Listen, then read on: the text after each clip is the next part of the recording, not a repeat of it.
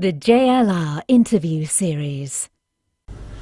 Okay, so it's Sunday evening, British time, just after 7 p.m, and which is just after 11 a.m. in Pacific Standard Time in America, because today Jazz London Radio has a really wonderful guest with us, Mr. Bob James, a legend of the jazz scene. So how are you this morning over there in Seattle? Well, I feel great. We've been performing for the last 3 nights at this great jazz club, Jazz Alley, where they have wonderful, loyal fans. I really feel a great listening, appreciative kind of audience. I'm feeling good. We only have 1 night remaining. We're performing tonight for the last night. Okay, that's wonderful. So the reason I've got Bob on today, because we want to talk about his new release and just a couple other things about his career.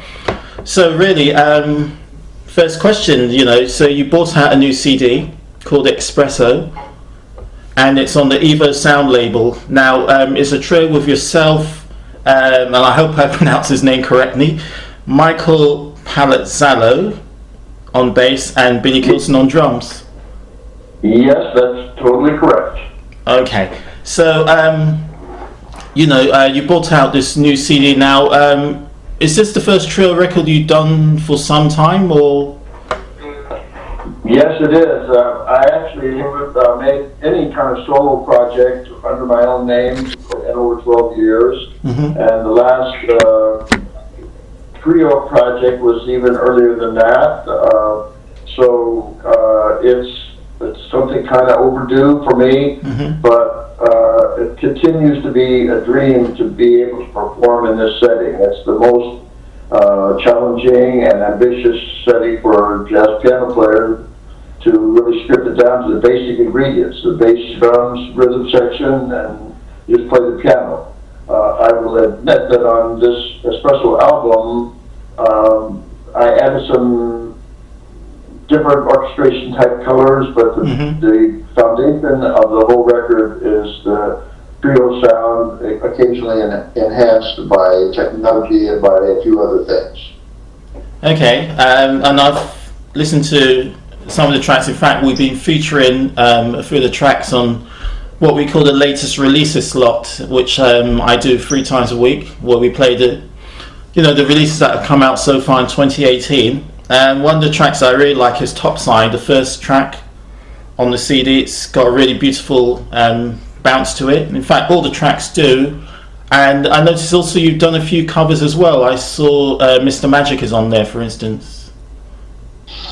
Yeah, it was a very kind of eclectic choice of tunes, that all of which are pretty personal to me. Mr. Magic was the recording that I participated in as a arranger conductor for Grover Washington Jr. Back in the late 70s, and I have great memory of it. But I have also been aware that many groups have recorded this song. So I wanted to do a little something different with it, and I took it down a different path with a different rhythm and trio format. So it was fun to reinvestigate this song and practice a couple of the the original Magic vamps that I had created for that record a long time ago. And talk about the CD. So what was did you have any particular concept in mind when you put this CD together, or was it just a collection of tunes that you really wanted to record? Well, I guess both. It's very, very personal record. I view it somewhat like a diary or a memory scrapbook, or just a reflective where my mind is at the age. I feel really lucky to still be performing and having the opportunity to make a new project.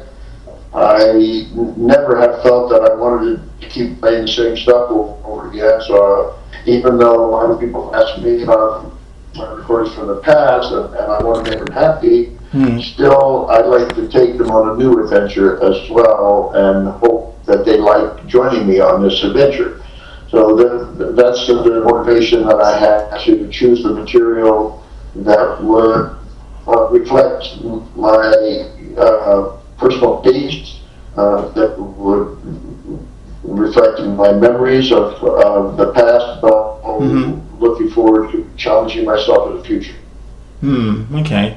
I mean, one of the things that I've noticed listening to the CD, as you say, it's a trio CD, and you've added a few orchestrations here and there, bit of like not vocals but harmony, harmony vocals.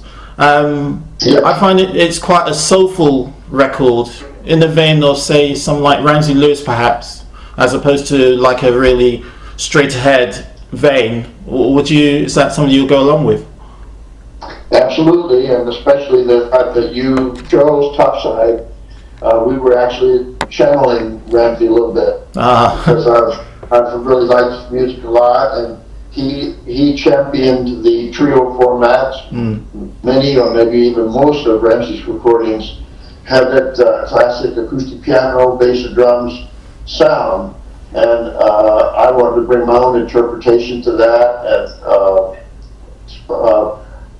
sometimes take people in a different path than they were thinking about. For example, Mojito Ride is a kind of cross between almost classical music and straight ahead jazz, and the Topside cut is really more as if we were playing some party music in a bar somewhere, just get people to dance or feel good.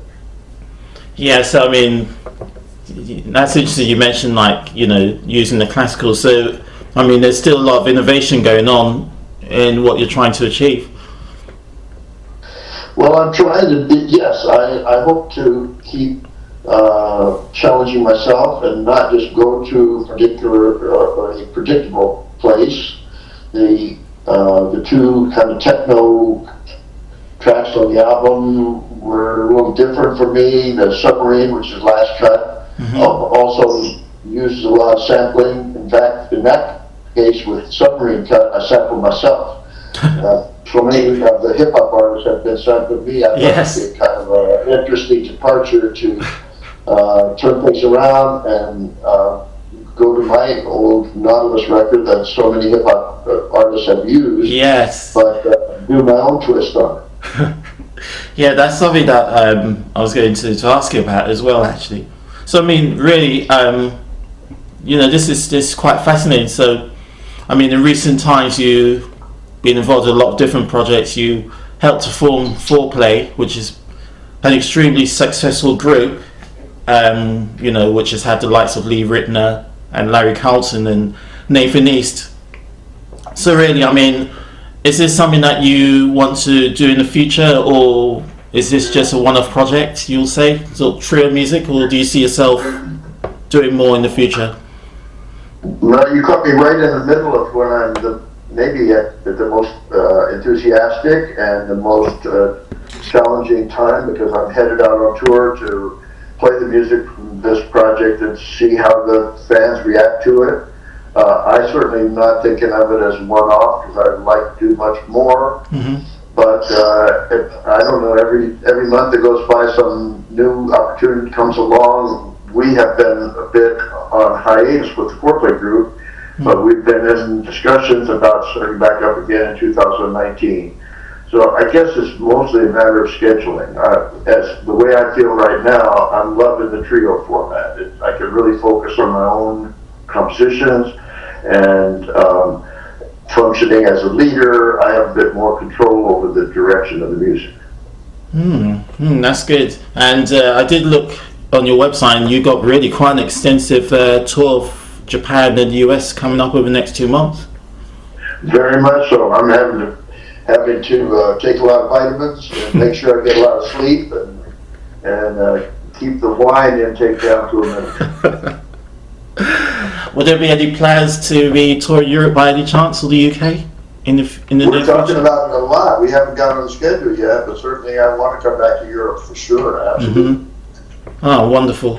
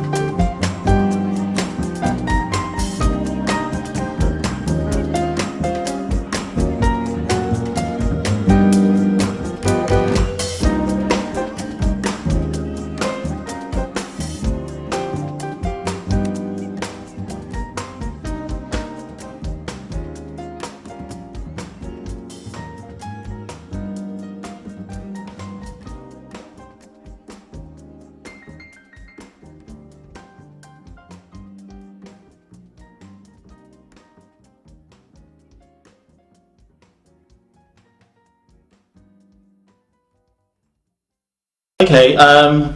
No, just to ask you briefly. Obviously, you've been asked many questions about your career, I'm sure. But I just want to ask you, really. You've been involved in so much incredible music over the decades. You mentioned Nautilus, which I was going to mention. You mentioned it yourself. That's been sampled by so many rappers over the years because it's such an amazing tune. I think he wrote the theme tune to Taxi, the famous sitcom, and tunes like Winchester Lady. So I mean, how do you look back on that period? Play with Grover Washington and things like that, and then Foreplay. How do you look back on that? I mean, with pride, or how does someone look back on what they've achieved or what they've brought to the world of music? Well, I consider myself very lucky, very fortunate to be still doing it and to have made so much music over my career. I've had an opportunity to work on them. I collaborated with David Sanborn and with Earl Klugh and with the Foreplay group. So it's been a wonderful ride that I've been on. And of course, with anybody's career, certain highlights stick out. But I noticed that as I've traveled to different cities and different countries, there are different highlights that happen with fans who may have heard a particular cut on a radio station or had been used in some other kind of way so that they get to know it better. And so it's not always the same tune, and that's fascinating to me also. I've got approximately 50 albums with my own name featured on it, so there's a lot of music out there, and I love seeing when something becomes especially successful in a particular area so that I can hopefully go back and perform it there and contact with fans. That is really interesting for a fan of music like myself, because people like yourself who are at that stage where we could legitimately call legend status, or Herbie Hancock or George Benson, and it really depends like what person I talk to and what music they're into, and they will know the artist for one thing, and then another person will know the artist for another, and I think you fall into that category. So George Benson is a perfect example, or Herbie Hancock. Some might know his disco stuff, others know him for his jazz. So yeah, that's really interesting. Yeah, surely you mentioned Herbie Hancock. He's had several, I guess you could call it several different kind of careers, because he went out with this kind of rock instrumentation, and sometimes he's played in the acoustic format and has covered an awful lot of territory during the course of his career. So the people that would know him from Chameleon or from something like that would be very different from his occasional experiments into classical music and other areas. So I guess I've somewhat fallen into that category, because I do have a wide variety of things that fascinate me, and I think I'm like most artists that don't really want to be put in a box. So a lot of people feel the need to categorize an artist and say that they're smooth or they're straight ahead or they're fusion or whatever. And I don't think I'm that much different from some of the artists, others in my field, who it depends upon the project. It depends upon what's going on at the time, and we have a lot of different interests. I try to showcase that even on this new Espresso album, because some of the stuff is almost a little bit hip hop, and some of it's almost classical. It really reflects my eclectic taste and the things that I'm passionate about, and I'm trying to make music from the heart and not just from limiting it to one particular style. Yeah, I mean that was actually a special time, really, looking back on the 60s, 70s and 80s, where there was so much cross-fertilization of artists, and the music kind of really overlapped, depending on the genres. Even the likes of, say, Sting was involved in jazz projects in one form or another. or some groups. So it was a really fascinating time. Herb Adler had tunes on the radio, hits on the radio. So hopefully the younger generation that's coming through now could be inspired and keep that diversity going, not, as you say, just be pigeonholed in one box. Yes. For me, the most important thing is to feel the passion of it coming from my soul, from my music that I want to share with the listener and with the fans. And I love having the opportunity to do it both on recordings and in live performance. Okay. All right. Well, that's really great. Now, you said you wanted to tour, hopefully, so we'll keep an eye on that. And we'll definitely keep featuring some tracks from the new CD. It's a really good CD, so I recommend people to go and get it for sure. And hopefully appreciate that.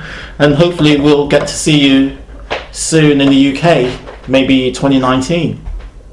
That would be wonderful. I would love to come back. Last time I was there, I played Ronnie Scott's, had a really good time, and played quite a few different venues.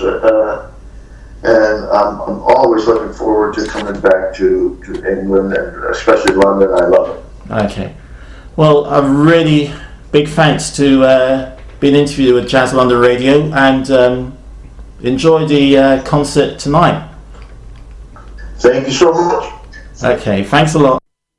The JLR Interview Series.